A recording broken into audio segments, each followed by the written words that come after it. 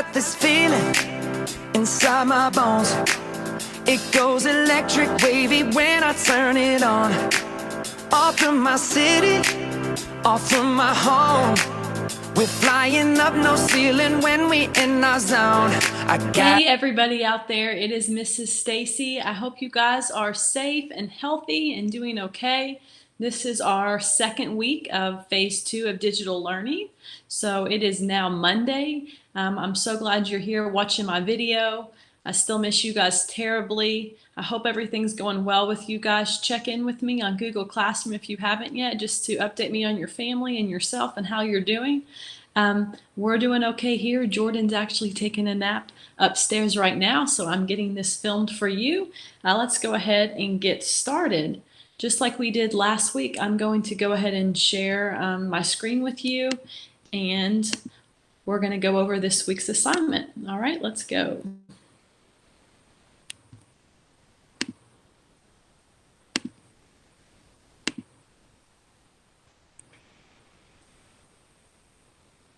All right, here we go. Again, I miss you guys. It's important while you're doing your digital learning. Even myself, I've gotten stressed sometimes.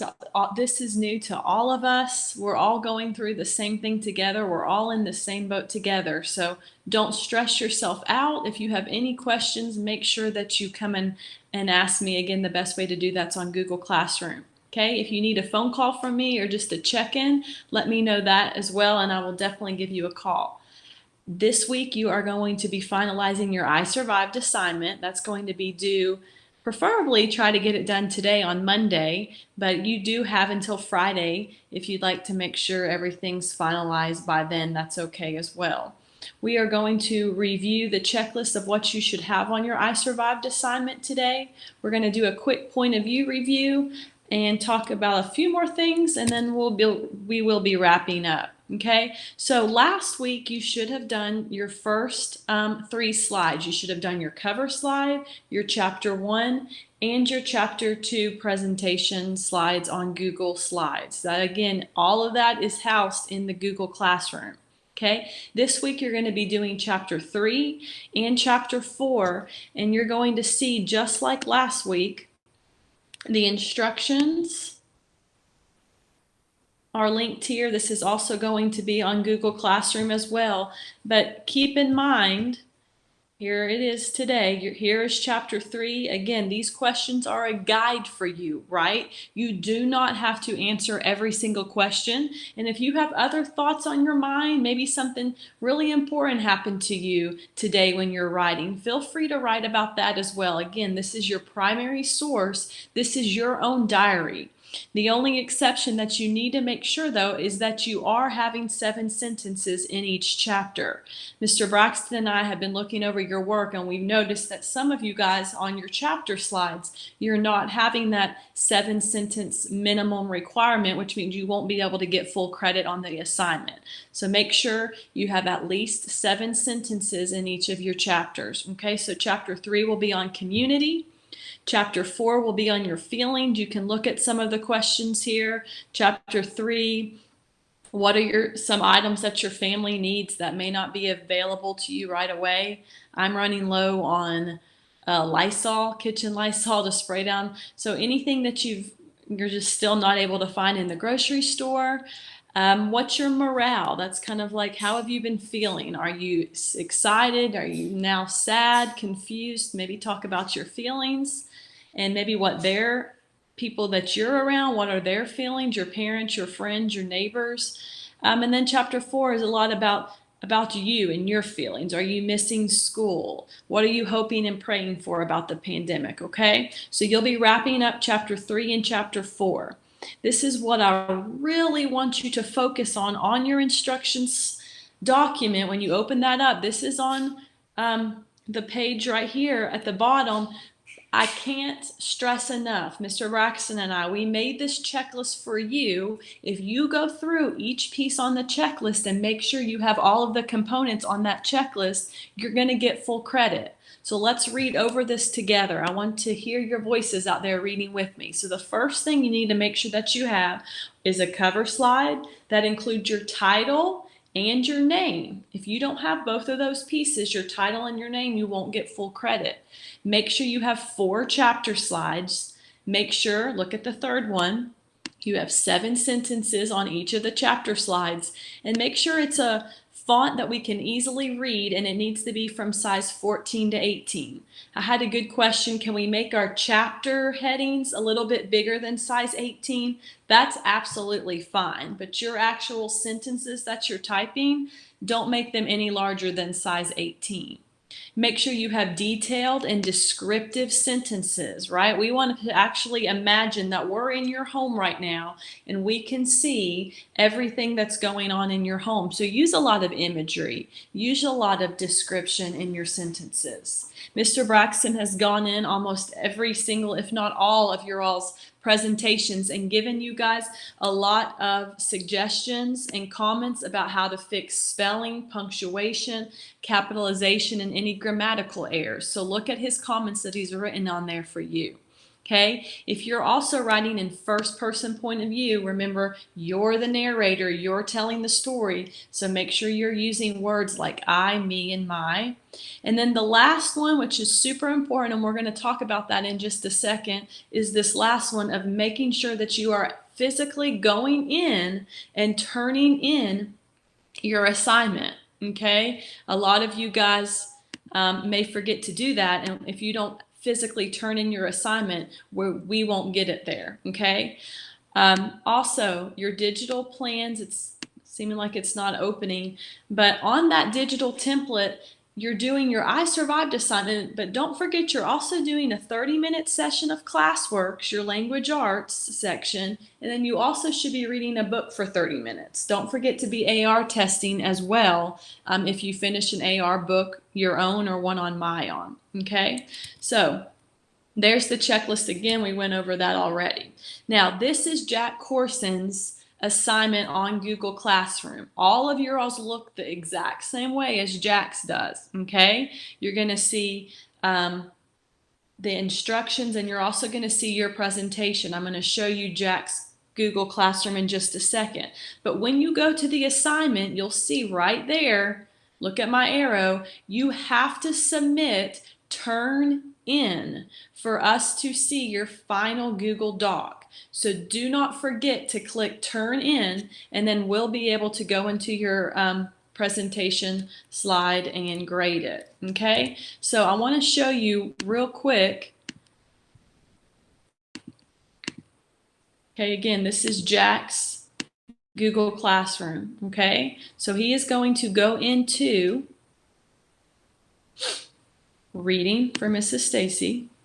Okay, right here, guys, he is clicking on classwork at the top. When you guys click on that, you're going to click view assignment. Does everybody see this at the bottom? View assignment. Okay, here is his work that he has already started. If I click on Jack's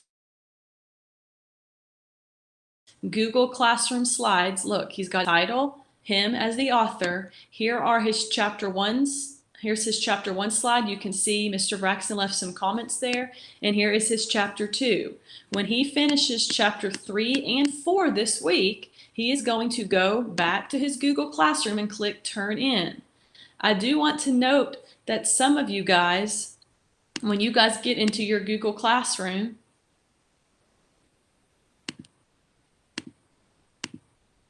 some of you guys have still not gone, several of you guys, I'd say about 50%, have not even started your document at all. So when I click on this assignment, right here are your slides. Each of you guys have your own personal 3 Google slides from last week and 2 from this week that I have already created for you guys. So you will click here and actually type right into that document. Some of you guys have accidentally started your own Google Slides document on your own on your portal. You didn't actually use this one that I had already created for you. The easiest thing would be to copy the slides that you already started and put them in right here to your actual own Google Slides. But if that is confusing to you and you've already are almost done, you need to make sure that you share your Google Slides with me by sharing it to my email, shannon.stacy, because I will not see it if you don't share it with me. A couple of you guys I've already heard from, and you've accidentally done your own Google Slides presentation, not in the assignment, okay? As we get familiar with Google Classroom more, you won't make that mistake. But since this is all new to us, if you have created your own and are done with it this Friday, you need to share it with me at shannon.stacy@dcssga.org, okay? So again, please, please, please make sure you are clicking turn in when you're finished, okay? I'm actually able to go in there right now, even though you don't click turn in, I'm still able to see the work that you've been doing, okay? You guys are rocking it. A lot of the stuff I'm reading is really, really good. However, I'm just concerned, again, because over about half of you guys still have not even started on your presentation, okay? And you're gonna have had 2 full weeks to finish this assignment. So don't forget to get started. If you are handwriting your assignment because you don't have access to technology, that is fine. You'll just snap a picture and you can send it to me on Dojo of your work. Alvin, a shout out to Alvin right now. He actually just sent me a picture of his chapter 1 and chapter 2. So that's great. Okay, we're going to do a real quick review of point of view. Remember first person from last week? It is being told by the character in the story. You are telling your own story about your coronavirus pandemic. So you've been using words like I, me, and my. Second person we didn't really talk about last week, but I want to focus on this week. That's when the narrator is actually going to address you. So a lot of times cookbooks are written in second person point of view. These are the ingredients you will need. You need a bowl. You need a cup of flour. The writer is actually addressing you, okay? Third person, again, we know pretty well you're on the outside. You're not part of the story. That's words like he, she, and they. Remember, omniscient, you're all knowing. You know all of the characters' thoughts, and then limited, you do not know. You may only know one character's thoughts. Okay, so real quick, ooh, look at those nasty worms down there. Let's read this excerpt real quick, and then let's decide if we think it's first, second, or third. So read it with me. My stomach hurts. I slouch in my seat on the bus as I watch the buildings pass by in the window. Derek and Trey dared me to eat 5 worms with ice cream as a prize. And you know how much I love ice cream in a challenge.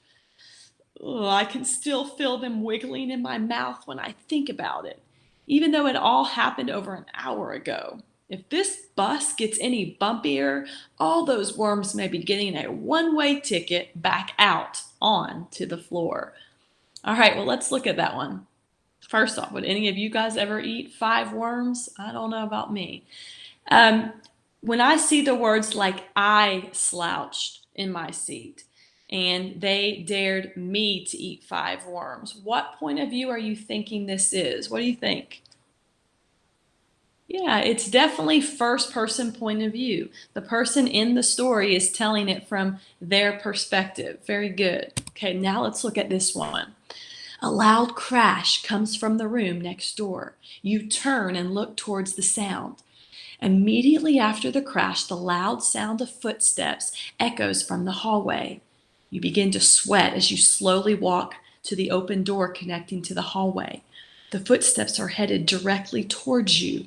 What will you do next? Do you see how the writer is actually talking to you, the reader, to me? And a big clue, obviously, for second person is going to be the word you. So since we're directing, what will you do next? Will you survive? Will you move on? That's second person point of view because the writer is talking directly to us. Good job. Okay, last one.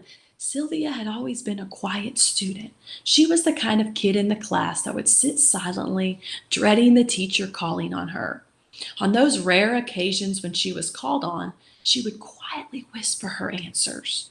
Well, Brian, on the other hand, was like a bomb waiting to go off every day in class. His attitude ranged from angry to enraged, and that was about it. With all the problems he was experiencing at home, there was no way that he could focus on how to appropriately act while at school. Are we on the inside, first person, or are we on the outside observing? Right, we're definitely on the outside. There's no words like I, me, and my. We're talking about Sylvia. It doesn't say, I'm a really quiet student.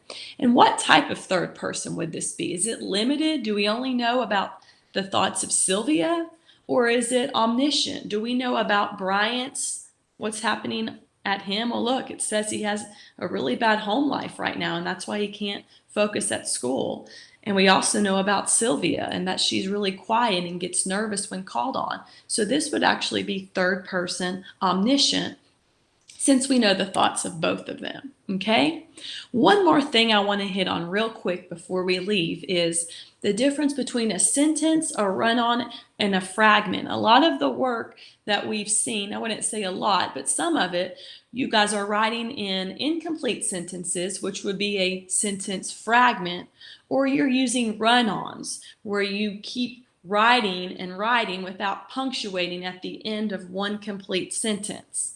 So I know you know, but remember, a sentence is one complete thought. It's got a subject, who or what is the sentence about, and then it's got a predicate. What did that thing do? What did that person do? So let's look at these, I think, what is it, 7 phrases and sentences here, and let's see if they're a sentence, a run-on, or a fragment. So let's look at this first one.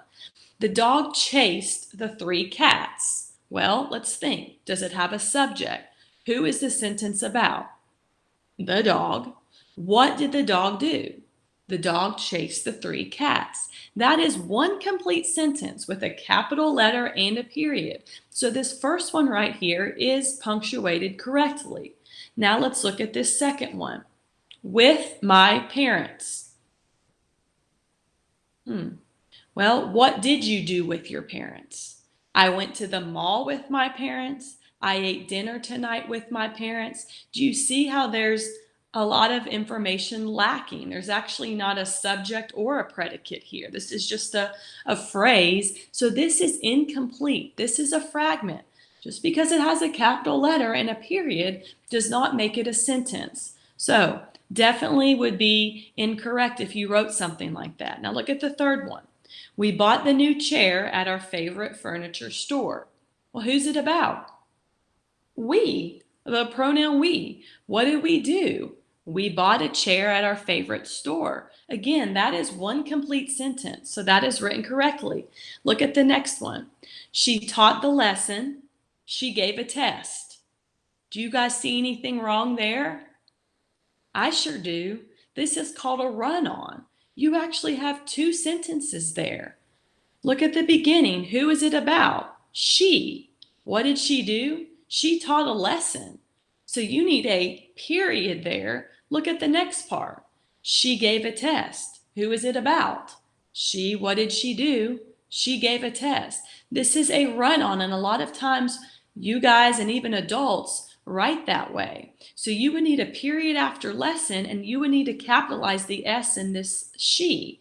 If you wanted to keep it like that, you would need a connecting word, a conjunction with a comma there. You would have to say something like, she taught the lesson, comma, and she gave a test, or then she gave a test. You could make that a compound sentence. That's what that would be called. But compound sentences are joined by a comma and a connecting word, a conjunction.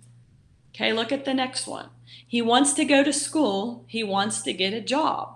Same thing. It's called a run-on because it keeps going on. You have 2 complete thoughts there.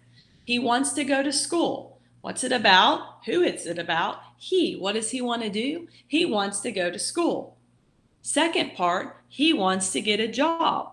Those are 2 complete sentences. So again, you could put a period here and capitalize the H. I would make that a compound sentence. He wants to go to school, comma, and he wants to get a job. Look at the next one. While he was reading the book. Again, what happened while he was reading the book. If it makes you go, I don't know what else happened here, that's probably a fragment. While he was reading the book, he got distracted by the cat. He had to reread the chapter because he got distracted. While he was reading the book, he realized he was hungry and got up to get a snack. You need to add more there. That is a fragment. It is an incomplete sentence. Again, look at the last one. I failed the test. I didn't study. Well, you could fix that by saying I failed the test because I didn't study. But again, those are two complete thoughts. I failed the test. I didn't study. What coordinating conjunction would be the best conjunction there if we're thinking of fanboys? Remember, for, and, nor, but, or, yet, so. For, I didn't study. For kind of means because. For would work there as well. But again, you would need your comma there. All right, good job, guys. I just want to do a quick review on that, okay? Please remember that I am here for you. You know the best way to get in touch with me would be Google Classroom, okay? The most important thing, guys, about this week, let me go ahead and stop presenting. There we go. There you guys are. The most important thing for this week is to be sure that you're using that checklist to proofread your work, all right? Go through all of the steps on the checklist to make sure you have everything done correctly, and then you've got to go into your assignment onto Google Classroom and actually click that Turn In button. Okay, then Mr. Braxton and I will grade it, and you'll get immediate feedback on the grade that you got. Again, if you decided accidentally to create your own Google Slides presentation, make sure you're sharing that with me, shannon.stacy@dcssga.org. If you don't have access to technology, you're probably not watching this video, but if you're watching this video and did your assignment on notebook paper, you can snap pictures of each of your pages. You can email me the pictures or send them to me on Dojo, okay? I want to end just on positivity. A quote that I saw today that kind of made me feel good is, it goes like this: when you can't find the sunshine, be the sunshine. Okay? So right now it's kind of a gloomy, scary time, but try to yourself be the sunshine, right? Be the bright light. Stay positive, because we're all a little stressed out. We're all a little worried. This is totally new to all of us. I would have told you were crazy if you said, Miss Stacy, do you know you're going to be filming virtual lessons for us and that you won't see us anymore in our actual classroom? I would have said you were crazy.